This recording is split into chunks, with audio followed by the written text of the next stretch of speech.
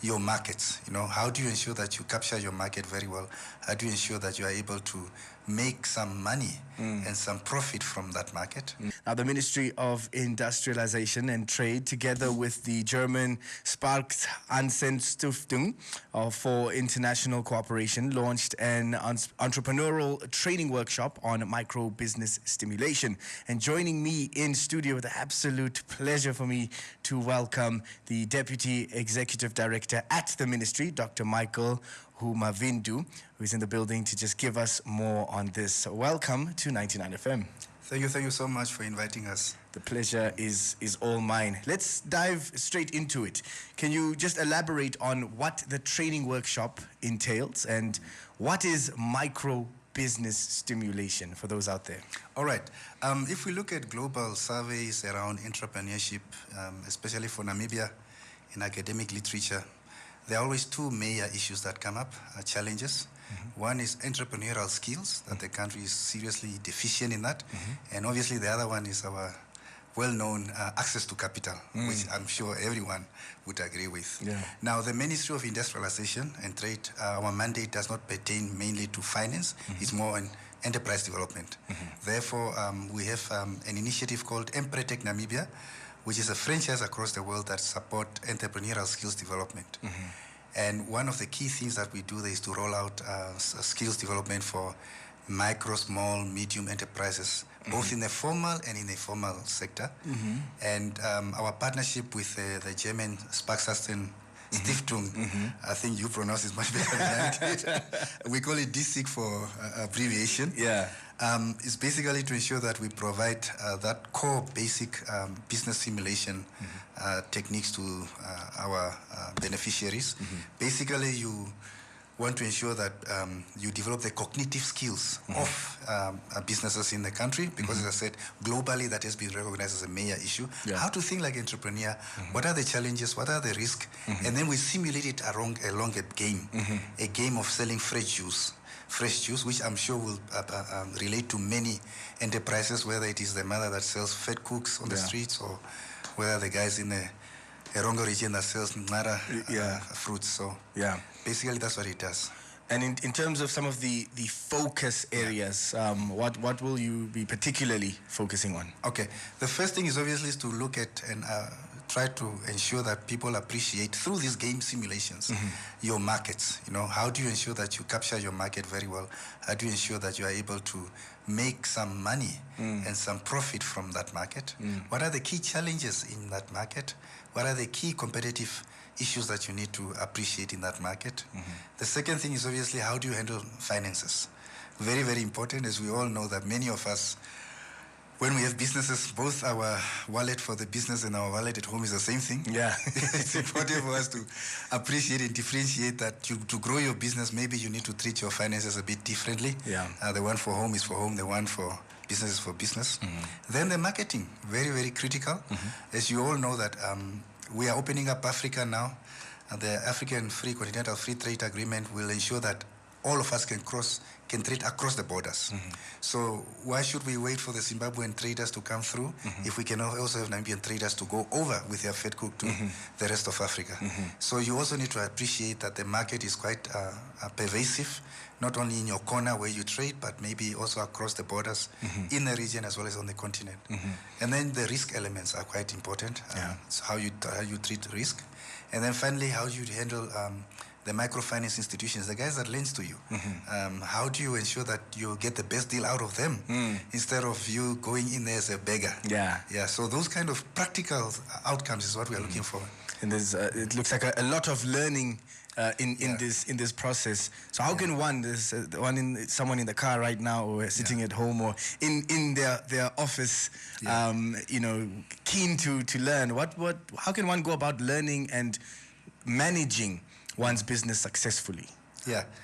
I think it pertains also to attending interventions like this. It's quite key. But also one thing that our Honorable Minister said yesterday in a speech was we need to ensure that we create networks. And it's quite key because we are in a very small economy.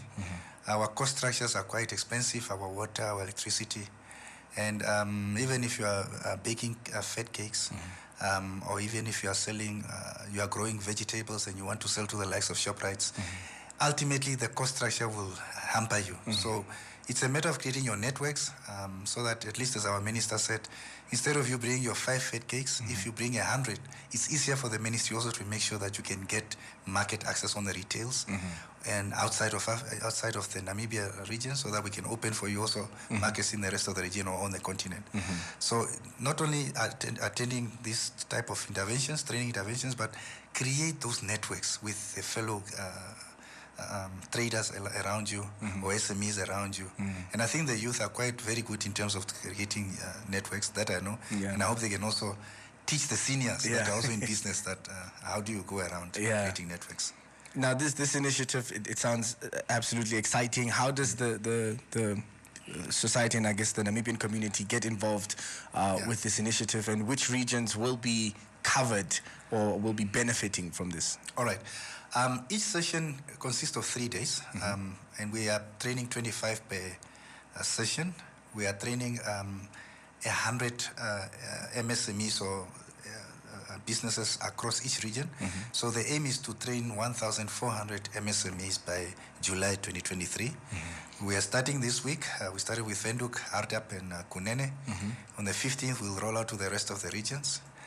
For those that did not make it this round, there is still an opportunity to get into the next round that will start in June. But training in terms of entrepreneurship development is ongoing. We will also roll out other programs. We are also certifying what we call business mentors later in the year with what we called our partner, Emprete Ghana. They are the best entrepreneurship agency in Africa. Is certified by UNTEC, United Nations Conference on Trade and Development. So we also know that on the supply side, many of our people are business owners, but they are also mentors to others. So it's also important to ensure that you upskill those that wants to be mentors and business development advisors. And lastly, Doctor, just any advice maybe that you might have for, or that you'd like to share with entrepreneurs that are listening right now? It could be personal or in your capacity as well. Yeah, no, it's we all know the state of our economy. We all know the state of the global economy. We all know that we see our graduates on the streets having graduated with no degree, with degrees but no jobs. And one outlet that is quite key is entrepreneurship. And therefore it is important for those that are already in the business to grow what they are growing. For those that might have been conditioned to get a degree and end up getting a job, maybe it's also time to consider an alternative, which is starting your own business where feasible. I'm not saying that is the only route. And for those that aspires to be mentors, very much welcome.